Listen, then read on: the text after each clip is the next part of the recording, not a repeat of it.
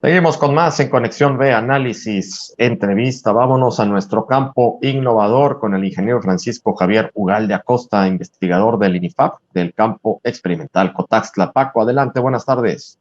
Buenas tardes, Jorge, y a quienes nos acompañan en Conexión B.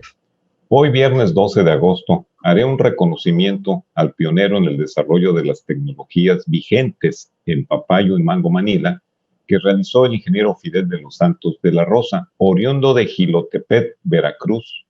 Nació en 1939, agrónomo fitotecnista de la Escuela Nacional de Agricultura e investigador de fruticultura tropical en el campo Cotazla a partir de 1969.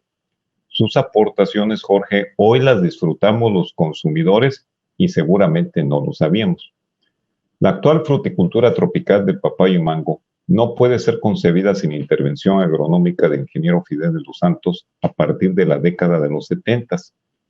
Corría el año de 1972 en Veracruz, cuando se sembraban 4.600 hectáreas de papaya amarilla del tipo cera, muy diferente a la que consumimos la gran mayoría actualmente, y generalmente se sembraba y se sigue sembrando en Tierra Blanca, Soledad de Doblado, Paso de Ovejas, entre otros municipios aledaños a esta franja seca, porque particularmente el cultivo de papayo pues requiere de algunos factores ambientales que nos ayudan precisamente para obtener fruta libre de algún patógeno.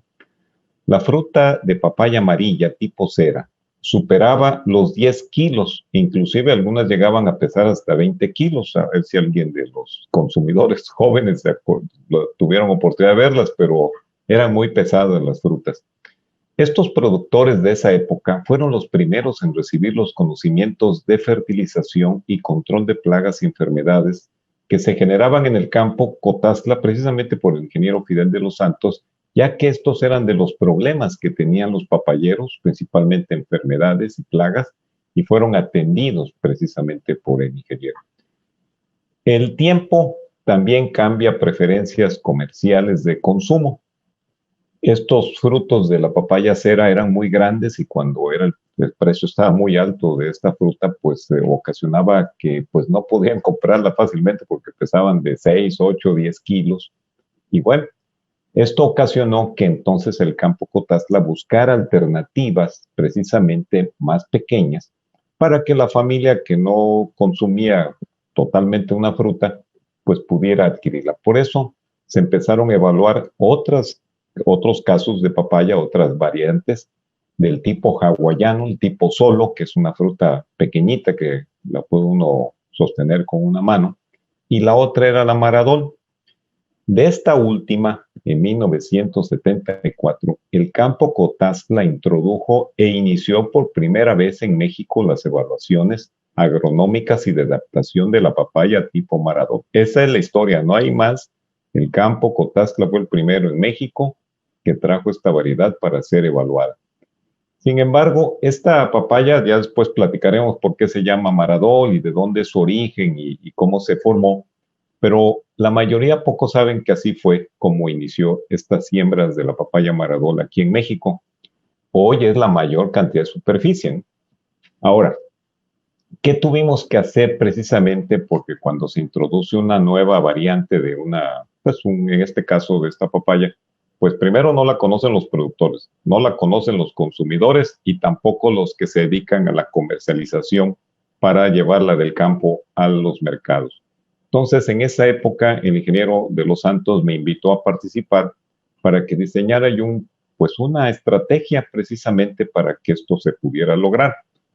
Precisamente esa es una de las actividades en las cuales me siento yo honrado porque pude trabajar inicialmente a mi llegada al campo experimental y lo que hice fue primero establecer módulos demostrativos de papaya maradol para que la conocieran los productores, vieran cómo era la fruta y cómo era su manejo.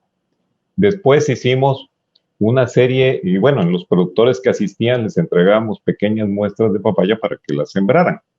Después hicimos que los consumidores pues la probaran, por lo cual tuvimos que hacer entregas de fruta en mercados y centros comerciales, primero aquí en Veracruz y después en otros lados, para que los consumidores la empezaran a conocer y posteriormente la pudieran empezar a demandar.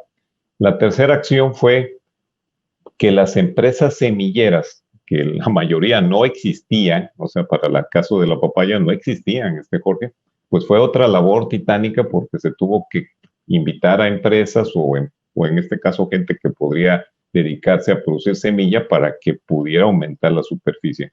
Y una cuarta fue invitar a los introductores de papayo, pues a los que se dedican a comprar la papaya en campo, para que a su vez ellos empezaran a llevarla y empezar a ver pues cerrar el círculo de que la papaya Maradol, que fue traída al campo Cotazla, pues ya pudiera ser sembrada. Y así es la historia de la introducción y fomento de la fruta tipo Maradol por el campo Cotazla y la dirección del ingeniero Fidel de los Santos. Por eso digo que muchos no sabemos de los consumidores cómo fue que llegó esta fruta aquí a México, Jorge.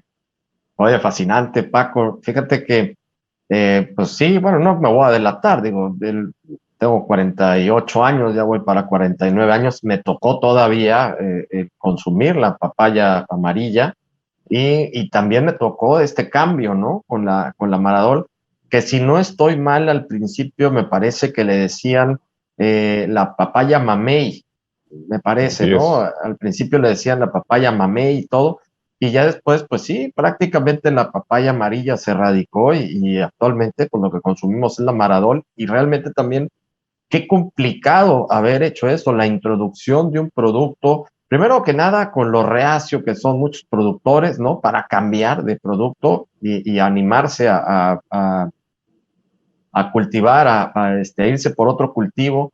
Eso es un gran logro, porque sabemos, y tú más que nadie, Paco, conoces que luego hay muchos productores que son muy cerrados, con atavismos, con sus propias ideas, que no les gusta que les lleguen a decir algo diferente. Eso es, bueno, un gran logro. Y luego el otro, pues que se acostumbrara el paladar de la gente a cambiar de un producto a otro. Así es que pues es una historia realmente fascinante saber que desde el campo Cotaxtla se hizo todo esto y que actualmente, si no estoy mal, Paco, también es consumo nacional, ¿verdad? La papaya Maradol.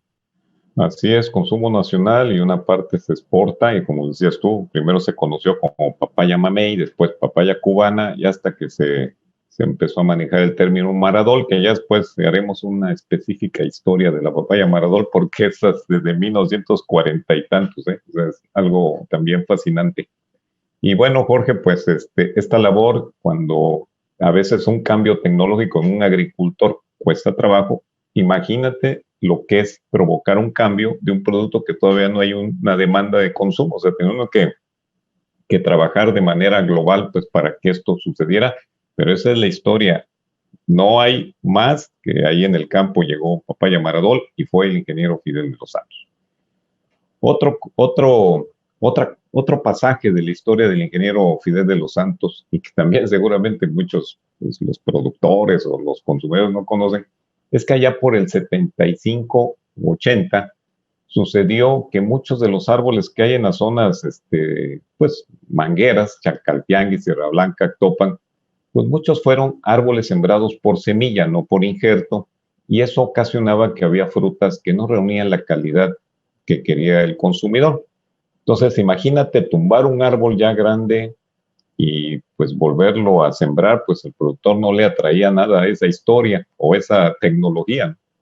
Lo que hizo el ingeniero Fidel de los Santos fue realizar la tecnología del descopado e injerto. O sea, el mismo árbol se descopaba por un proceso de poda y después se esperaban los brotes y se injertaban. Uno inclusive podía tener un árbol con 3 o 4 tipos de mango. Pero bueno, la idea era sustituirlo por el mango más demandado, que era el mango Manila, y así miles de árboles criollos con fruta de baja calidad fueron cambiados para producir mango Manila sin derribarlos. Esto ocurrió desde el 80 para acá. Ya después hay otras técnicas que actualmente se utilizan. Pero paralelamente a eso, Jorge, el ingeniero Fidel Los Santos, hizo investigaciones en 32 tipos de árboles poco alternantes, porque el mango Manila a veces florea una parte y otra no, y a veces ni siquiera florea ese año. Entonces tuvo que hacer una serie de evaluaciones, y muchos mangos o árboles que están sembrados en la zona de Chacaltianguis, en el Papaloapan, es a partir de clones de mango Manila poco alternantes, y ahí la Comisión del Papaloapan en ese entonces ayudó mucho que se propagara este tipo de plantas. También se generaron dos tipos de clones, el Cotazla 1 y 2, y actualmente se tiene un jardín con diferentes mangos desde México e introducidos, que también fue labor del ingeniero Fidel de los Santos y un equipo. Ahí se tiene desde el mango niño, sin semilla, el Ataulfo, hasta el mango Springfield, que pesa a veces hasta 900 gramos y tiene otros atributos comerciales. Aunque la tecnología más impactante que ya hemos platicado aquí desde el punto de vista social y económico fue el adelanto de la cosecha del mango Manila, que solucionó un problema de comercio y fue la forma de generar un mercado justo para los productores de mango. Esto ocurrió a finales de los 80. También yo tuve la oportunidad de trabajar con el ingeniero Fidel de los Santos, que me encargó que buscar otras alternativas de floración a bajo costo. Los resultados se obtuvieron y siempre con el apoyo del Inge de los Santos. Para dar a conocer estos adelantos tecnológicos, también el ingeniero de los Santos fue un gran participante en los días del agricultor y día del manguero. Casi nadie de los que iban a esos eventos no se quería salir de las estaciones demostrativas donde estaba el ingeniero de los Santos. Ahí se quedaban la hora completa o hasta vez más tiempo, porque eran momentos, aparte del conocimiento, de agroamistad. Yo quise decir ese término porque era muy amistoso el ingeniero de los Santos. También a nivel internacional fue el ponente en un congreso de fruticultura en Brasil en 1979, donde dio a conocer por primera vez la tecnología del adelanto de la floración y cosecha del mango Manila, que sirvió para el desarrollo de la fruticultura de países de Sudamérica, del Mediterráneo y del Medio Oriente. Me atrevo a decir que todo productor de mango de Veracruz y Oaxaca tuvo la oportunidad de conocer al ingeniero de los Santos. Los técnicos y funcionarios del agro fueron capacitados en estas tecnologías y cientos de estudiantes de universidades de agronomía visitaron los lotes experimentales tanto de mango y papaya. Y para los que formamos parte de su equipo, pues siempre la enseñanza y principios de solucionar problemas a los productores con la tecnología. El ingeniero Fidel de los Santos de La Rosa se nos adelantó el pasado 5 de agosto con 83 años de fructífera labor, dejando un gran legado de desarrollo tecnológico, un ser humano y un agrónomo de excelencia, Jorge. Pues siempre, Paco, siempre con estos datos, esta historia, que pues sí nos vas dejando con el ojo cuadrado, porque pues muchos de estos, pues de esta información no la conocemos, ¿no? Y es muy bueno darlo